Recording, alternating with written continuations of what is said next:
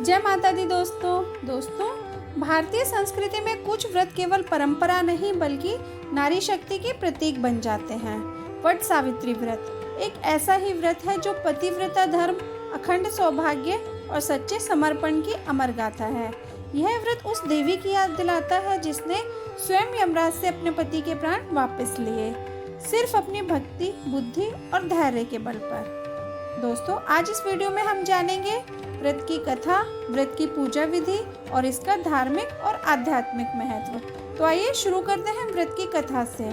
दोस्तों, व्रत की कथा के अनुसार मद्र देश के राजा अशुपति ने संतान प्राप्ति के लिए पत्नी सहित सावित्री देवी का विधि पूर्वक व्रत और पूजन करके पुत्री होने का वरदान प्राप्त किया।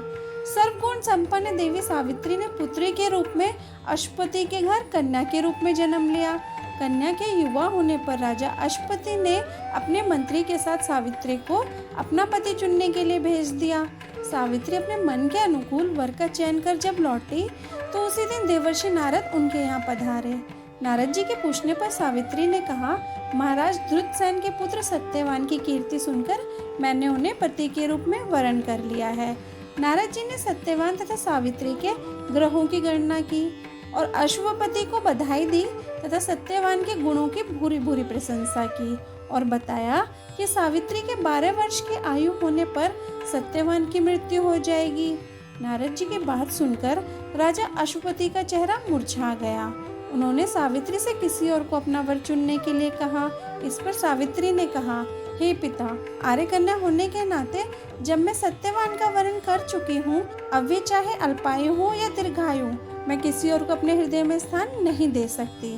सावित्री ने नारद जी से सत्यवान की मृत्यु का समय ज्ञात कर लिया। दोनों का विवाह हो गया। सावित्री अपने सास ससुर के साथ जंगल में रहने लगी। नारद जी द्वारा बताए हुए दिन से 3 दिन पूर्व से ही सावित्री ने उपवास शुरू कर दिया। नारद जी द्वारा निश्चित तिथि को जब सत्यवान लकड़ी काटने के लिए जंगल चला तो सास ससुर की आज्ञा लेकर वह भी सत्यवान के साथ उसके पीछे चल दी।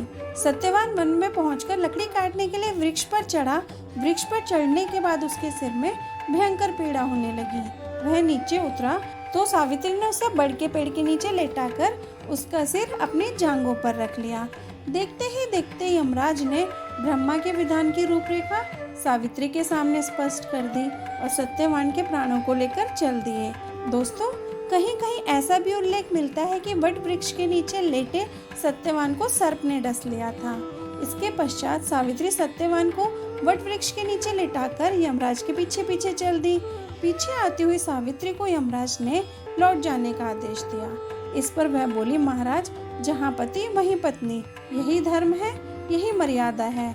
सावित्री की इस धर्मनिष्ठा से प्रसन्न होकर यमराज बोले, पति के प्राणों के अतिरिक्त तुम कुछ भी वर मुझसे मांग लो। सावित्री ने यमराज से सास ससुर के आंखों की ज्योति और उनकी दीर्घायु मांगी। यमराज तथास्तु कहकर आगे चल दिए। सावित्री अभी भी यमराज का पीछा करती रही।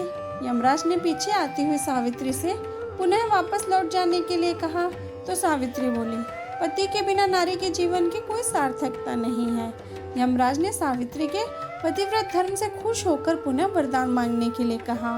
इस बार उसने अपने ससुर का राज्य वापस दिलाने की प्रार्थना की। यमराज तथास्तु कहकर फिर आगे चल दिए, किंतु सावित्री अभी भी यमराज का पीछा करती रही और इस बार सावित्री ने यमराज से 100 पुत्रों की मां बनने का वरदान मांगा।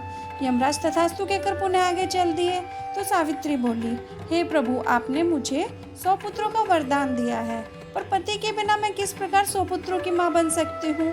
अपना यह वरदान पूरा कीजिए। सावित्री की धर्मनिष्ठा, ज्ञान, विवेक तथा पतिव्रत धर्म की बात जानकर यमराज ने सत्यवान के प्राणों को अपने पास से मुक्त कर दिया। सावित्री सत्यवान के प्राणों को लेकर वटवृक्ष के नीचे पहुंची, जहां सत्यवान का मृत शरीर रखा हुआ था। सावित्री ने वटवृक्ष की परिक्रमा की तो सत्यवान जीवित हो उठे।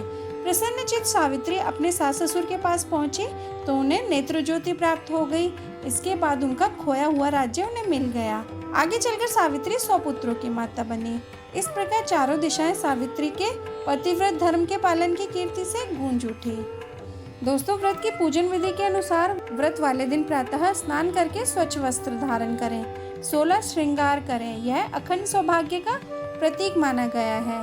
पूजा की थाली में पूजन सामग्री रखें जो है जल, अक्षत, रोली, मूली, पुष्प, धूप, दीप, भीगे चने, गुड़, वस्त्र आदि। दोस्तों, वट वृक्ष के जड़ में जल अर्पित करें। यदि आपके घर के आसपास वट वृक्ष ना हो तो वट की टहनी से आप पूजा कर सकते हैं। दोस्तों, यदि वट की टहनी भी नहीं मिल सकती तो आप तुलसी के पौधे के निकट यह पूजा कर सकते हैं। पुष्प, कुमकुम, चंदन, अक्षत अर्पित करें और धूप दीप जलाएं। दोस्तों, वट वृक्ष की 3 या 7 बार परिक्रमा करें और परिक्रमा करते समय कच्चे धागे यानी मोली से वृक्ष को लपेटें। फिर सावित्री और सत्यवान की व्रत कथा सुने या पढ़ें। पूजा के बाद घर आकर घर के बड़ों के चरण स्पर्श करें और उनका आशीर्वाद लें। दोस्तों, ध्यान रहे इस व्रत की सफलता आपके मन की श्रद्धा में है, बाहरी प्रदर्शन में नहीं। दोस्तों, वट सावित्री व्रत केवल एक धार्मिक विधि नहीं है बल्कि नारी धर्म का अद्वितीय उदाहरण है जो हमें सिखाता है भक्ति और बुद्धि से मृत्यु को भी बदला जा सकता है। सच्चा प्रेम केवल भावना में नहीं बल्कि कर्म में होता है। नारी केवल प्रेरणा नहीं, संकल्प और शक्ति का भी स्वरूप है। इस व्रत को करने वाली स्त्री को पति की दीर्घायु का वरदान मिलता है, संतान सुख की प्राप्ति होती है और जीवन से संकटों का नाश होता है। दोस्तों, सावित्री ने जो उदाहरण प्रस्तुत किया वो केवल एक कथा नहीं थी बल्कि हर नारी के भीतर छुपी शक्ति, भक्ति और दृढ़ता की प्रेरणा है। यदि आपको यह व्रत कथा और जानकारी उपयोगी लगी हो तो इस श्रद्धामय यज्ञ में अपना योगदान दें। वीडियो को लाइक करें, कमेंट में हर हर महादेव अवश्य लिखें। दोस्तों, और चैनल को सब्सक्राइब करना ना भूलें। जय मां सावित्री, जय भोलेनाथ।